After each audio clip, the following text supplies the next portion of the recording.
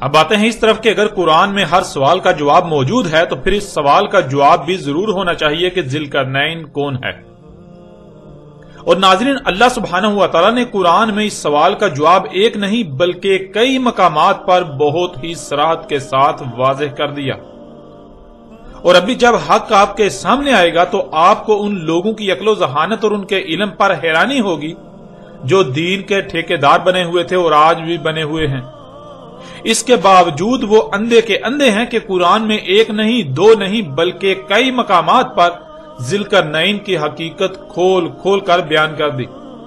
باقاعدہ اس کا کئی مقامات پر نام بھی بتا دیا گیا، نام کے ساتھ اس کا ذکر کیا گیا، لیکن اس کے باوجود یہ لوگ اندھے کے اندھے ہی رہے، ان کو کچھ نظر ہی نہ آیا۔ اس وقت آپ کو سکرین پر سورہ الکہف کی آیت 83 نظر آ رہی ہے، جس میں اللہ سبحانہ و تعالیٰ کا کہنا ہے وَيَسْأَلُونَكَ عَنْ ذِي الْقَرْنَيْنِ قُلْ سَأَتْلُو عَلَيْكُم مِّنْهُ ذِكْرًا۔ وَيَسْأَلُونَكَ یہ 5 الفاظ کا مجموعہ ہے۔ وَيَسْأَلُونَكَ، وا یعنی واو کے معنی اور کے ہیں اور آگے یا کا استعمال ہوا ہے جو خود ہی کا اظہار کرتا ہے، یعنی کہ آگے جس کا ذکر کیا جا رہا ہے وہ ہو رہا ہے، گویا کہ خود ہی ہو رہا ہے۔ اگلا لفظ ہے سالو، جو کہ سال سے ہے۔ سال کہتے ہیں حاجت روائی کے لیے کسی کی طرف لپکنا، اور اس کے ساتھ واو کا استعمال اسے حال کا صیغہ بنا دیتا ہے کہ ایسا ہو رہا ہے، یعنی کوئی حاجت ہے، اس حاجت روائی کے لیے کسی کی طرف لپکا جا رہا ہے۔ اور اگلا لفظ ہے نا، جس کے معنی ہم یعنی اللہ خود اپنا ذکر کر رہا ہے۔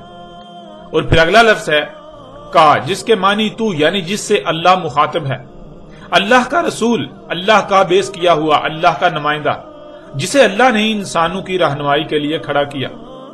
اللہ جس کی صورت میں انسانوں سے خطاب کر رہا ہے، انسانوں سے کلام کر رہا ہے، انسانوں کو ان کے سوال کا جواب دے رہا ہے۔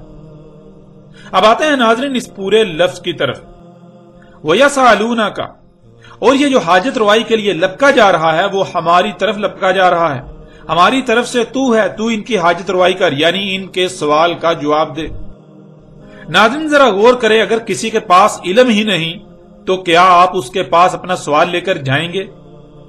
جو آپ کی حاجت روائی کر ہی نہیں سکتا اور آپ کو علم ہو تو کیا پھر بھی آپ اس کی طرف لپکیں گے اپنی حاجت روائی کے لیے؟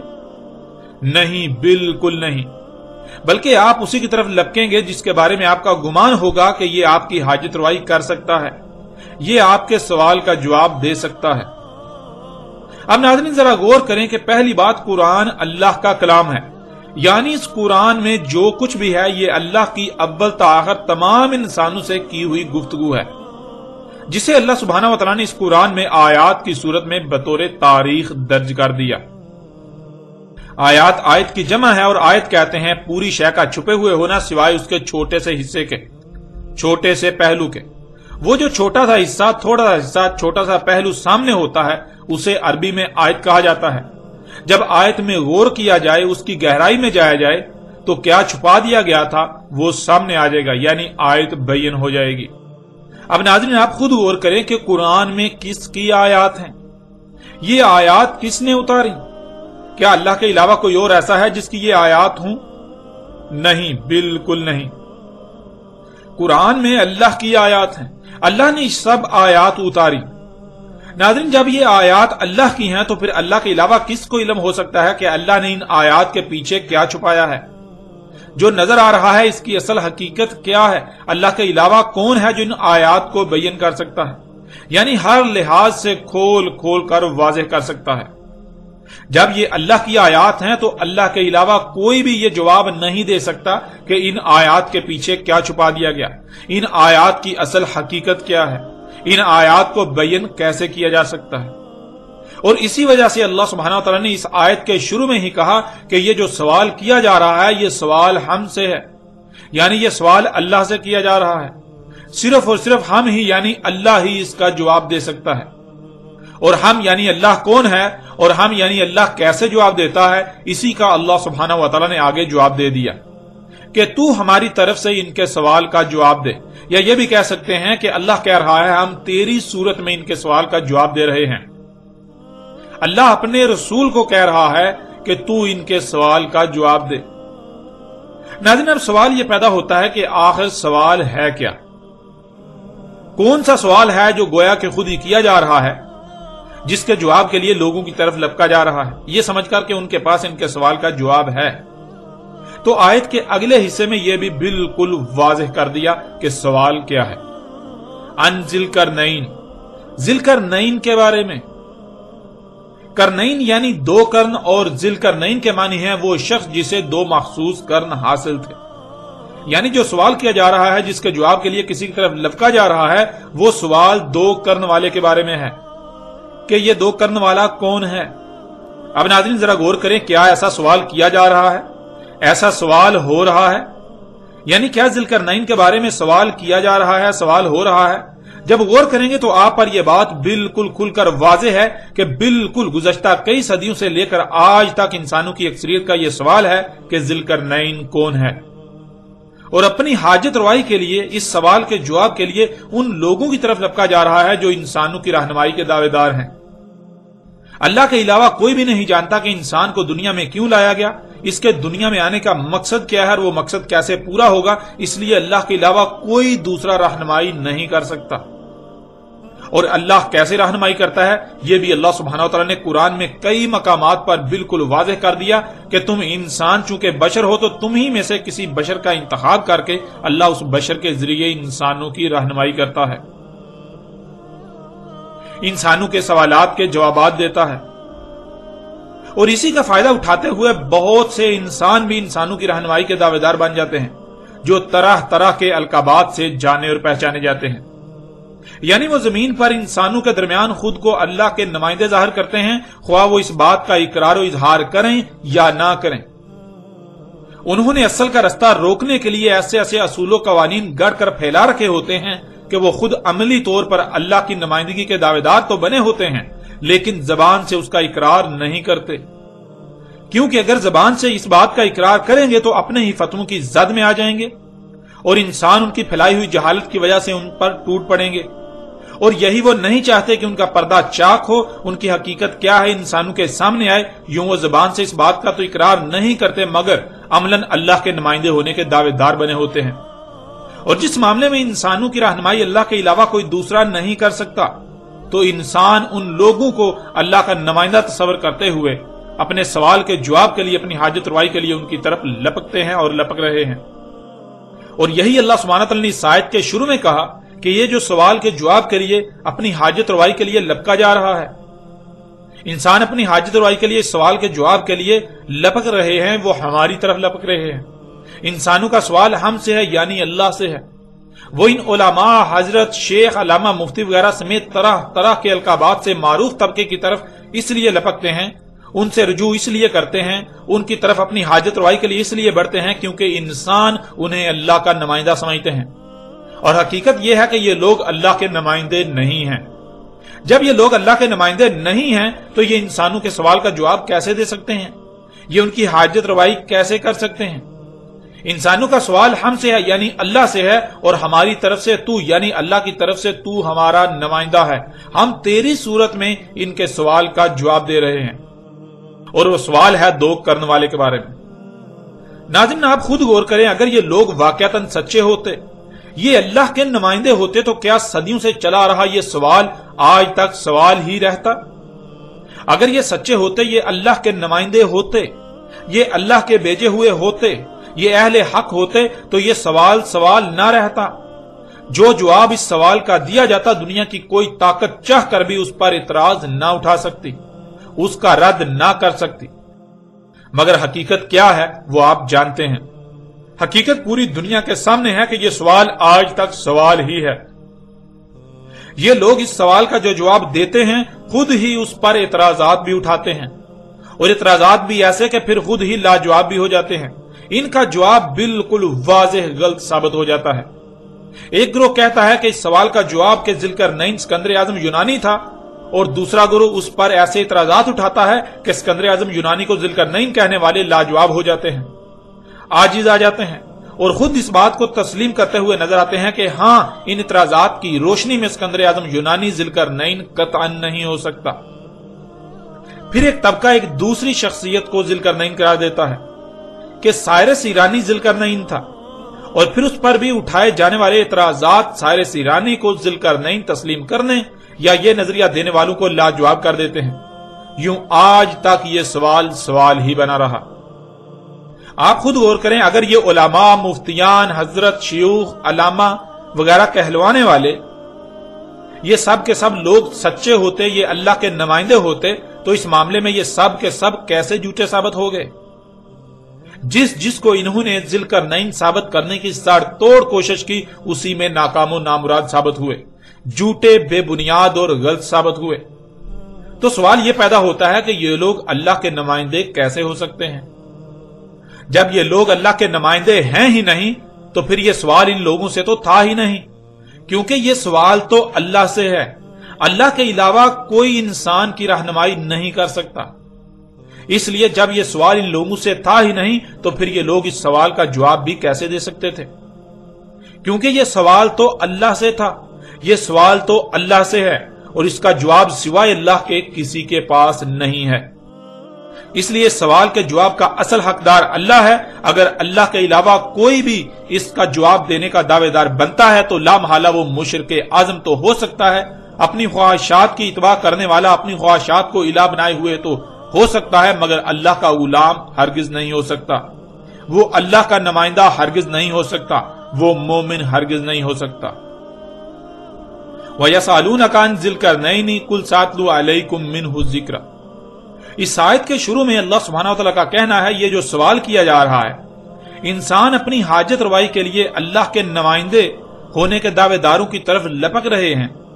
یہ سوال ان جھوٹے مکار اور اللہ کے شریکوں سے نہیں ہے، بلکہ یہ سوال اللہ سے ہے۔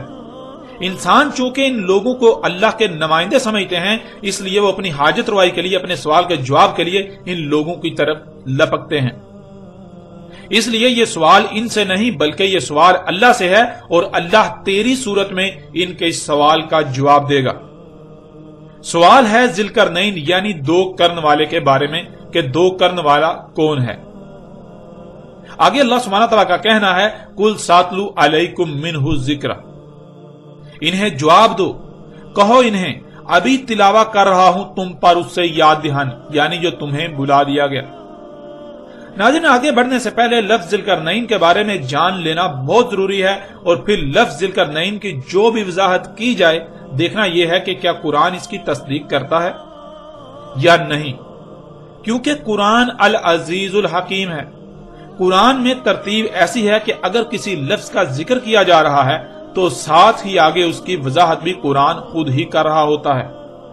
مثلا اگر اس آیت میں لفظ ذوالقرنین کا استعمال کیا گیا تو ساتھ ہی اگلی آیات میں اس کی وضاحت بھی قرآن نے کر دی، جو اس بات کو بالکل کھول کر واضح کر دے گی کہ آیا آپ نے ذوالقرنین کا معنی وہی سمجھا جو قرآن بیان کر رہا ہے، یا پھر کہیں ایسا تو نہیں قرآن کچھ اور بیان کر رہا ہے اور آپ اس کے برعکس اپنے ہی کوئی کہانی گڑھ رہے ہیں، اپنے خود ساختہ معنی پہنا رہے ہیں۔ تو آگے بڑھنے سے پہلے لفظ ذوالقرنین کو واضح کر دیتے ہیں، اور پھر آگے یہ بھی دیکھیں گے کہ کیا قرآن ان معنوں کی تصدیق کرتا ہے یا نہیں۔ ذوالقرنین 3 الفاظ کا مجموعہ ہے۔ ذی القرنین، ذی کے معنی ہے حاصل شدہ، یعنی جو آپ کو حاصل ہو چکا، جو کسی کو حاصل ہو چکا، جو کسی کے پاس ہے، جو کسی کے اختیار میں آ چکا۔ اگلا لفظ ہے الف لام۔ کسی بھی لفظ کے شروع میں الف لام کا استعمال اسے مخصوص بنا دیتا ہے، یعنی کسی عام شے کا ذکر نہیں کیا جا رہا بلکہ کسی خاص شے کا ذکر کیا جا رہا ہے۔ پھر اگلا لفظ ہے کرنین۔ ناظرین، ویسے تو صرف اور صرف واحد اور جمع کا صیغہ ہوتا ہے، لیکن عربی میں ایسا نہیں ہے۔ اللہ سبحانہ و تعالیٰ نے ہر شے سے اس کا جوڑا بنایا، تو عربی میں جوڑے کا صیغہ بھی پایا جاتا ہے جسے تثنیہ کہا جاتا ہے، یعنی واحد، تثنیہ اور جمع۔ عربی میں 3 صیغے استعمال ہوتے ہیں۔ کرنین تثنیہ کا صیغہ ہے، یعنی جوڑے کا صیغہ، اور اس کا واحد کرن ہے۔ ناظرین، ایک بات بہت عام کر دی گئی کہ کرن کے معنی سینگ کے ہیں، لیکن یہ حقیقت نہیں ہے۔ کرن عربی میں کہتے ہیں ایک شے کے بیک وقت 2 ظہور ہونا۔ یہ خصوصیت عموماً سینگ میں پائی جاتی ہے کہ سینگ کا بیک وقت 2 مقامات پر ظہور ہوتا ہے، اس وجہ سے سینگ کو بھی عربی میں کرن کہا جاتا ہے۔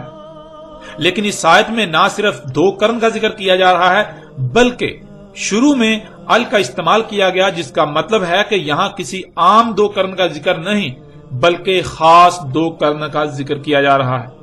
یہ کوئی مخصوص 2 قرن ہے، اور پھر یہ بات بھی کسی سے ڈکی چھپی نہیں ہے کہ سورج کے مقام طلوع یا مقام غروب کو عربی میں قرن کہا جاتا ہے، اور اسی وجہ سے قرن کہا جاتا ہے کیونکہ سورج جہاں آپ کو غروب ہوتا ہوا نظر آ رہا ہوتا ہے وہیں سے وہ ایک دوسری قوم پر طلوع ہوتا ہوا بھی نظر آ رہا ہوتا ہے، یعنی سورج کے بیک وقت اس مقام پر 2 ظہور ہوتے ہیں۔ اس وجہ سے سورج کے مقام طلوع یا مقام غروب کو قرن کہا جاتا ہے۔ اب ناظرین ذرا غور کریں، جہاں آپ کو سورج غروب ہوتا ہوا نظر آ رہا ہے وہیں سے زمین کے دوسری طرف کے لوگوں کو ان پر طلوع ہوتا ہوا نظر آ رہا ہوتا ہے۔ یوں یہ ایک ہی مقام پر بیک وقت سورج کے 2 ظہور ہوتے ہیں، جسے عربی میں قرن کہا جاتا ہے۔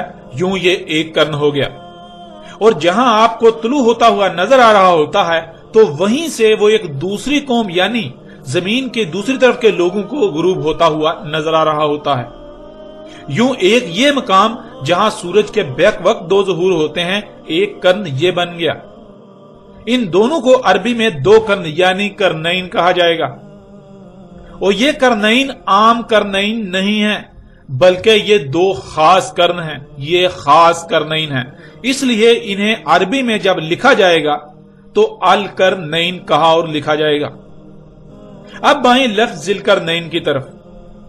ذی القرنین کسی شخصیت کا نہ تو لقب ہے اور نہ ہی کنیت، بلکہ یہ اسم ہے، اور اسم کہتے ہیں صلاحیتوں، خصوصیات و صفات کو جو کسی میں موجود ہوتی ہیں۔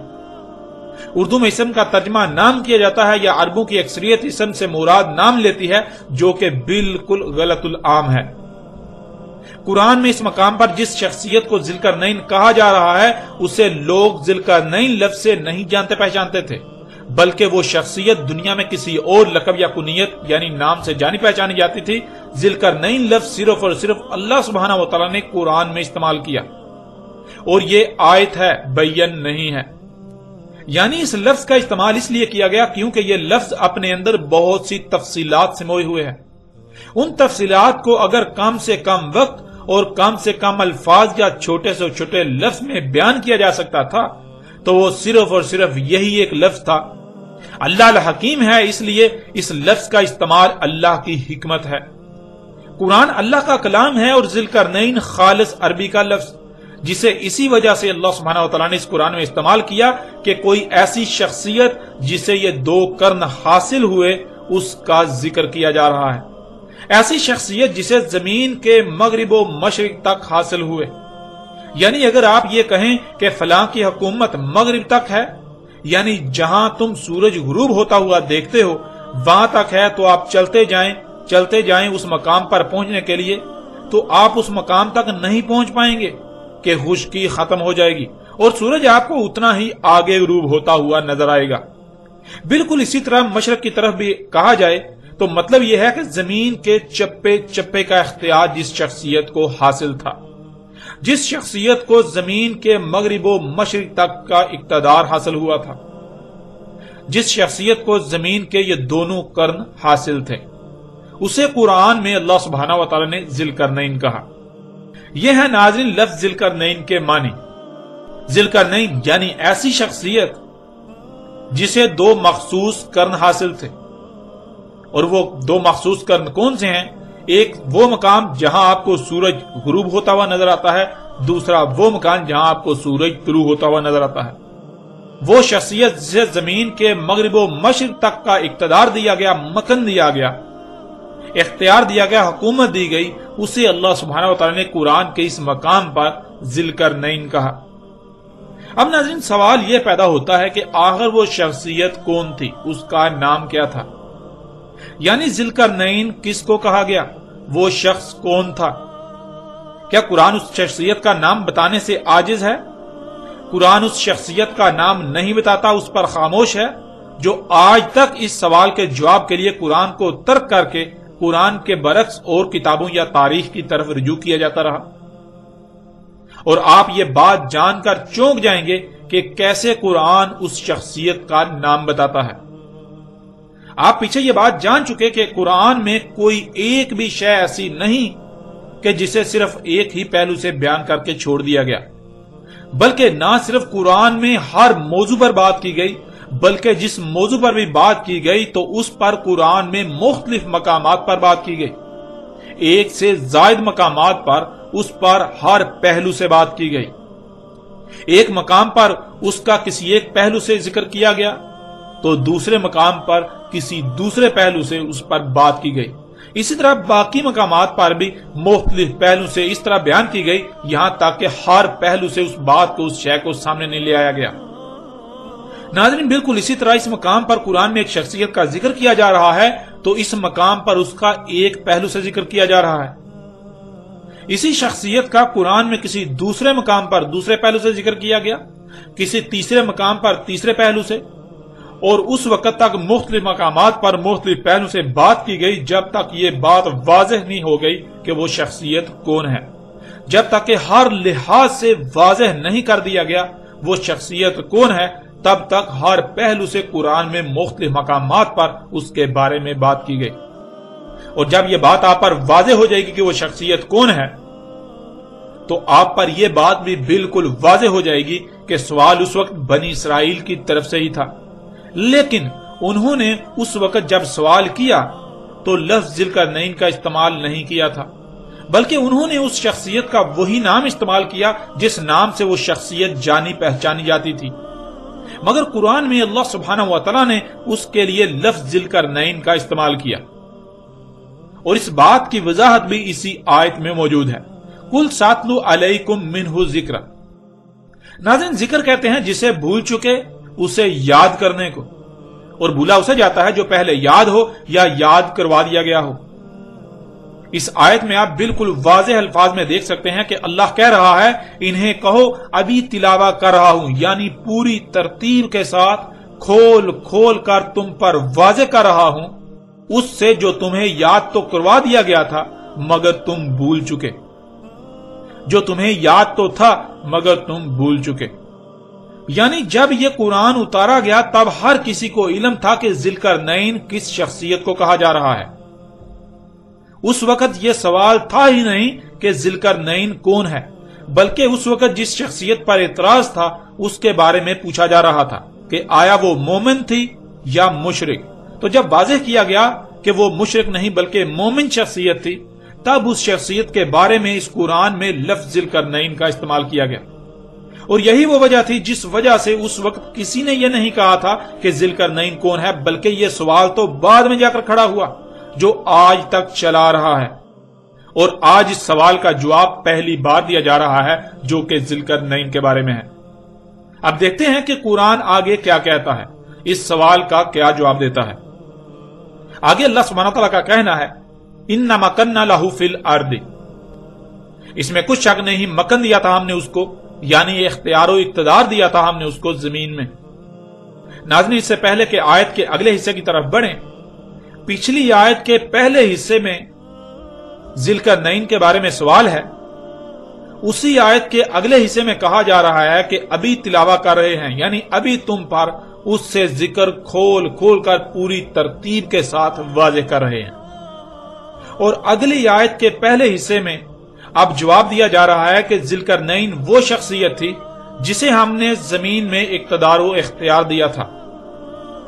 آگے بڑھنے سے پہلے یہ جاننا ہوگا کہ کس کو زمین میں اقتدار و اختیار دیا گیا، کس کو زمین میں مکن دیا گیا، یعنی کس کو زمین میں حکومت دی گئی۔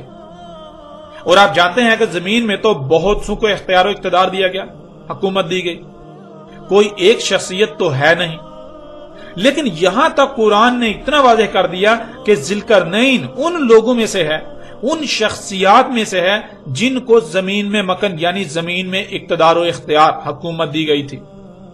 یوں کھرب ہا کھرب میں سے صرف سینکڑوں یا ہزاروں شخصیات پیچھے رہ جاتی ہیں، وہ شخصیات جن کو زمین میں حکومت دی گئی، جس سے ذوالقرنین کی پہچان بہت حد تک آسان کر دی گئی۔ اب جب قرآن سے ہی سوال کیا جائے کہ زمین میں کس کو مکن یعنی اقتدار و اختیار دیا گیا، حکومت دی گئی، تو قرآن بھی کسی ایک کا نام نہیں بتاتا بلکہ قرآن بہت سو کا ذکر کرتا ہے۔ تو اب سوال یہ پیدا ہوتا ہے کہ اے اللہ، مکن تو زمین میں بہت سو کو دیا گیا، आखिर उनमें से वो शख्सियत कौन सी है, उसका नाम क्या है जिसे यहां पर ज़ुल्करनैन कहा गया। जब यह सवाल किया जाए तो इसी आयत के अगले हिस्से में इस सवाल का जवाब भी दे दिया गया, व आतैनाहु मिन कुल्ली शैइन सबबा, और दिए थे हमने उसको तमाम की तमाम अशिया से असबाब, यानी हर शय से सबब दिया था। अब नाज़रीन जरा गौर करें कि सवाल था ज़ुल्करनैन के बारे में, तो उस सवाल का जवाब दिया गया कि अभी जवाब देते हैं, अभी जवाब दे रहे हैं। तो अगली आयत में जवाब दिया गया कि ज़ुल्करनैन वो शख्सियत है जिसे हमने जमीन में मकन यानी इख्तियार और इख्तियार हुकूमत दी थी। लेकिन यहां फिर सवाल पैदा हुआ कि जमीन में हुकूमत तो बहुत ज्यादा शख्सियात को हासिल हुई, आखिर उनमें से वो कौन सी शख्सियत है, उसका नाम क्या है। तो आगे इस सवाल का जवाब भी दे दिया गया कि वो शख्सियत है जिसे हमने हर शय से असबाब दिए थे, मिन कुल्ली शैइन से दिया गया। अब अल्लाह सुब्हानहू व तआला से सवाल है कि वो कौन सी शख्सियत है जिसे मिन कुल्ली शैइन यानी हर शय से दिया गया। तो अल्लाह सुब्हानहू व तआला ने इस सवाल का जवाब भी कुरान में रख दिया। अब कुरान में लफ्ज मिन कुल्ली शैइन को तलाश करें। जब कुरान में लफ्ज कुल्ली शैइन को तलाश किया जाए तो 126 मकामात पर आपको लफ्ज कुल्ली शैइन मिलेगा, और उनमें से मिन कुल्ली शैइन को तलाश किया जाए तो सिर्फ 6 मकामात पर मिन कुल्ली शैइन के अल्फाज मिलेंगे। इन 6 मकामात पर किसी को मिन कुल्ली शैइन से दिया गया, इसका जिक्र 3 मकामात पर मिलेगा। पहला मकाम यही सूरह अल-कहफ का मकाम है जो कि सवाल है, और दूसरा मकाम सूरह नमल की आयत नंबर 16 है जिसमें सुलेमान अलैहिस्सलाम का जिक्र किया जा रहा है, और सुलेमान अलैहिस्सलाम खुद इस बात का इकरार कर रहे हैं कि उन्हें मिन कुल्ली शैइन से दिया गया। फिर तीसरा मकाम सूरह नमल ही की आयत नंबर 23 है जिसमें एक औरत के बारे में कहा गया जिसे मलका सवा के नाम से जाना जाता है, उसे मिन कुल्ली शैइन से दिया गया। तो नाज़रीन सवाल था कि वो शख्सियत कौन है, उसका नाम क्या है जिसको मिन कुल्ली शैइन से दिया गया। तो कुरान ने सिर्फ और सिर्फ 2 ही शख्सियत का जिक्र किया, उनमें से पहली शख्सियत एक मर्द और दूसरी शख्सियत एक औरत है। अल्लाह सुब्हानहू व तआला ने मर्द का बाकायदा नाम बयान किया कि वो सुलेमान अलैहिस्सलाम हैं, और औरत का नाम बयान नहीं किया। और वैसे भी ज़ुल्करनैन एक मर्द थे, ना कि औरत। तो अगर ज़ुल्करनैन हैं तो वो अल्लाह सुब्हानहू व तआला के कलाम कुरान के मुताबिक सुलेमान अलैहिस्सलाम हैं। सुलेमान अलैहिस्सलाम ही वो शख्सियत हैं जिसे जमीन के अंग अंग पर इख्तियार और इख्तियार दिया गया, जमीन के अंग अंग में हुकूमत दी गई, जिन्हें जमीन के दोनों मखसूस कर्न हासिल थे, यानी जमीन के मगरिब व मशरिक तक उनकी हुकूमत थी। यूं ज़ुल्करनैन जिसको 2 मखसूस कर्न हासिल थे वो सुलेमान अलैहिस्सलाम थे, ना कि कोई और। नाज़रीन यहां तक अगर गौर किया जाए तो कुरान ने अपने दावे के ऐन मुताबिक इस सवाल का बिल्कुल खोल खोल कर जवाब दे दिया कि ज़ुल्करनैन सुलेमान अलैहिस्सलाम हैं। सुलेमान अलैहिस्सलाम ही वो शख्सियत हैं जिन्हें जमीन के मगरिब व मशरिक तक की हुकूमत दी गई, इख्तियार व इख्तियार दिया गया, मकन दिया गया, जिन्हें जमीन के 2 मखसूस कर्न हासिल थे। अल्लाह सुब्हानहू व तआला ने कुरान में ना सिर्फ हर सवाल का जवाब रख दिया बल्कि उसे हर पहलू से फेर फेर कर इंसानों के सामने ले आए मसलों से। वो लोग जो कुरान को छोड़कर इसका मुतबादिल करते हैं, फिर उन मुतबादिल की तरफ रुजू करते हैं अपने मसाइल के हल के लिए, तो कुरान के अलावा कौन है जो इनके किसी भी सवाल का जवाब दे सके। अगर कोई है तो जाएं उससे जवाब हासिल कर लें अगर ये लोग सच्चे हैं। अब आप खुद गौर करें कि जब अल्लाह सुब्हानहू व तआला ने इस कदर आसान और वाज़ेह अल्फाज में इस सवाल का जवाब कुरान में दे दिया, तो फिर वो लोग जो आज तक कुरान की तर्जमानी के दावेदार बने हुए थे और बने हुए हैं, जो अल्लाह की नुमाइंदगी के दावेदार बने हुए थे और बने हुए हैं, अपने नाम के साथ बड़े बड़े अलकाबात लगाते हैं, ऊंची ऊंची मसनदों पर बैठते हैं और लोगों के माल से अपनी और अपनी जुर्रियत के पेट पालते हैं, दीन का लिबादा ओढ़ कर दीन के साथ ही खिलवाड़ करते हैं। उनकी हकीकत क्या है आज आपके सामने है। उनको किसने ये इख्तियार दिया कि जो ये आज तक कहते आए कि कुरान में ज़ुल्करनैन का जिक्र तो आया है लेकिन ये नहीं बताया गया कि ज़ुल्करनैन कौन है, ये इनको किसने इख्तियार दिया? क्या ये लोग सच्चे हैं और कुरान झूठा हो गया? अल्लाह झूठा और ये लोग सच्चे हैं? ان لوگوں نے کس طرح اللہ پر اور قرآن پر بہتان تراشی کی، ان لوگوں نے کس طرح اللہ پر بہتان باندھنے کی جرت کی، ان لوگوں نے کس طرح قرآن پر بہتان عظیم باندھنے کی جرت کی۔ ناظرین، آپ جان چکے ہیں کہ اللہ سبحانہ وتعالی نے سورہ الکہف کی ان آیات میں بالکل واضح الفاظ میں بتا دیا کہ ذی القرنین کون تھا۔ وَيَسْأَلُونَكَ عَنْ ذِي الْقَرْنَيْنِ، سوال کیا جا رہا ہے ذی القرنین کے بارے میں، اور آگے کیا کہا جا رہا ہے؟ قُلْ سَأَتْلُو عَلَيْكُم مِّنْهُ ذِکْرًا، آگے کہا جا رہا ہے کہ ان کو کہو ابھی تم پر تلاوت کر رہے ہیں، کھول کھول کر واضح کر رہے ہیں اس سے ذکر، اس سے یاد دہانی، یعنی کہ ذی القرنین کون ہے ابھی بتا رہے ہیں۔ اور پھر آگے بتایا جا رہا ہے اِنَّا مَكَنَّا لَهُ فِي الْأَرْضِ، اس میں کچھ شک نہیں ذی القرنین وہ تھا جسے ہم نے مکن دیا تھا زمین میں اقتدار و اختیار دیا تھا۔ اب جب غور کیا جائے تو بہت سی شخصیات ایسی سامنے آتی ہیں جن کو زمین میں اقتدار و اختیار دیا گیا، زمین میں مکن دیا گیا۔ اس لیے یہاں یہ سوال پیدا ہوتا ہے کہ آخر ان میں سے وہ کون سی شخصیت تھی جسے ذی القرنین کہا گیا؟ تو آگے اسی سوال کا جواب اللہ سبحانہ وتعالی نے دے دیا، وَآتَيْنَهُ مِن كُلِّ شَيْءٍ سَبَبًا، ذی القرنین وہ شخصیت تھی جسے نہ صرف زمین میں مکن دیا گیا بلکہ اس سے تمام کی تمام اشیاء سے اسباب دیے گئے، اسے من کل شیء سے دیا گیا۔ اور جب قرآن سے سوال کیا جائے کہ وہ کون سی شخصیت ہے جسے من کل شیء سے دیا گیا، تو قرآن صرف اور صرف دو شخصیات کو سامنے لاتا ہے، ان میں سے ایک مرد اور دوسری عورت، ایک کا نام بیان کرتا ہے اور دوسرے کا نام بیان نہیں کرتا۔ پہلی جس شخصیت کو قرآن سامنے لاتا ہے وہ سلیمان علیہ السلام، اور دوسری شخصیت ایک عورت ہے جس کا قرآن نام بیان نہیں کرتا۔ یوں آپ نے دیکھا کہ اللہ سبحانہ وتعالی نے سورہ الکہف کے اس واقعے میں پہلی 2 آیات میں ہی یہ واضح کر دیا کہ ذی القرنین کون تھا، باقاعدہ اس شخصیت کا نام تک بتا دیا، اور خود کو اللہ کے نمائندے کہنے والے انسانوں کی رہنمائی کے دعوے دار آج تک اس سوال کا جواب نہ دے سکے۔ اب آپ خود غور کریں اور اندازہ لگائیں کہ ان لوگوں کی حقیقت کیا ہے۔ یہ جہالا جو کہ اپنے آپ کو علماء کہتے ہیں، اللہ کے نمائندے کہتے ہیں، ان کی حقیقت کیا ہے یہ بھی بالکل کھل کر آپ پر واضح ہو چکی۔ ناظرین، بڑھتے ہیں آگے اور آپ کے سامنے رکھتے ہیں کہ صرف اتنا ہی نہیں بلکہ اور بہت سے پہلوں سے بھی اللہ سبحانہ وتعالی نے قرآن میں بالکل کھول کھول کر واضح کر دیا کہ ذی القرنین سلیمان علیہ السلام تھے۔ بڑھتے ہیں ان پہلوں کی طرف۔